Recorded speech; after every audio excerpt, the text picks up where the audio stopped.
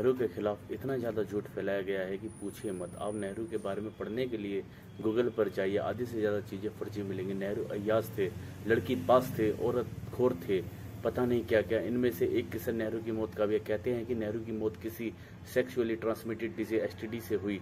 माने सेक्स करने के दौरान ट्रांसफर हुई बीमारी के कारण, मतलब जिसके साथ सेक्स किया उसकी बीमारी उनके अंदर आ गई। कई वेबसाइट पर ऐसा भी लिख दिया गया है कि नेहरू को अलग अलग लड़कियों के साथ सेक्स करने का शौक था।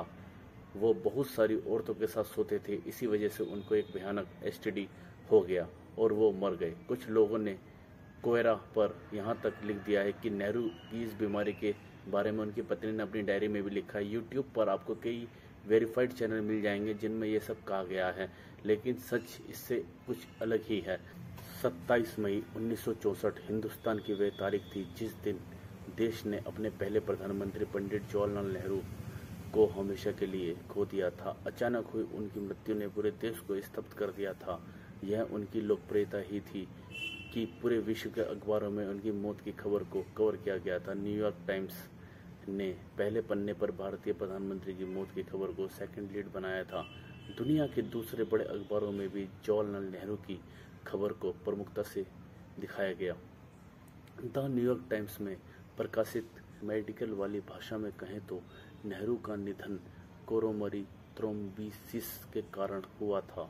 इसका मतलब होता है कि हृदय की धमनी में धक्का जमने और समय से हृदय को रक्त की पूर्ति न होने के कारण उनकी मृत्यु हुई। द गार्जियन की रिपोर्ट में नेहरू के किसी परिजन के हवाले से कहा गया था कि उनकी मौत का कारण इंटरनल हेमरेज, पैरालाइटिस, स्ट्रोक और एक हार्ट अटैक था। भारत में तो मातम का माहौल था ही। भारत को आज़ादी मिले हुए कुछ ही साल हुए थे, ऊपर से 1962 में भारत चीन से युद्ध भी हार चुका था। इन सब के बीच प्रधानमंत्री जवाहरलाल नेहरू का भारत को छोड़ जाना पूरे देश के लिए पीड़ादायक था। हालांकि सोशल मीडिया के ज़माने में उनकी मौत को लेकर तमाम तरीके से भ्रम फैलाए जाते हैं, पर उस दौर के तमाम किताबें, नेहरू के मित्रों व समकालीन नेताओं और आधिकारिक किताबों और संस्मरणों से जो बात पुख्ता तरीके से निकल कर आती है वो यही है कि उनकी मृत्यु का असली कारण चीन का विश्वासघात था। सही मायनों में उनकी मौत हार्ट अटैक की वजह से हुई थी और हार्ट अटैक का कारण चीन था, क्योंकि चीन के भारत पर हमले के बाद से ही उनकी सेहत बिगड़नी शुरू हुई थी। 1962 में जब भारत चीन से युद्ध हारा तो उसके बाद ही प्रधानमंत्री नेहरू की सेहत गिरने लगी थी। कारण था कि वह इस युद्ध में भारत की हार को सह नहीं पा रहे थे।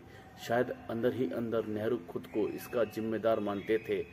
20 नवंबर 1962 को तत्कालीन प्रधानमंत्री जवाहरलाल नेहरू ने देश को संबोधित करते हुए चीन से मिली सैनिक हार को स्वीकार कर लिया था। उन्होंने स्वीकार किया कि वालोंग, सिला और बोमडीला इलाके में भारतीय सेना की हार हुई। यही नहीं, पंडित नेहरू ने संसद में भी उदास मन से कहा था कि हम आधुनिक दुनिया की सच्चाई से दूर हो गए थे और हम एक बनावटी माहौल में रह रहे थे जिसे हमने ही तैयार किया था। नेहरू की बातों से साफ जाहिर था कि उन्होंने चीन को समझने में गलती की, जिसका खामियाजा देश ने युद्ध में हार से चुकाया। तो इस प्रकार नेहरू की मृत्यु का असल कारण हार्ट अटैक था।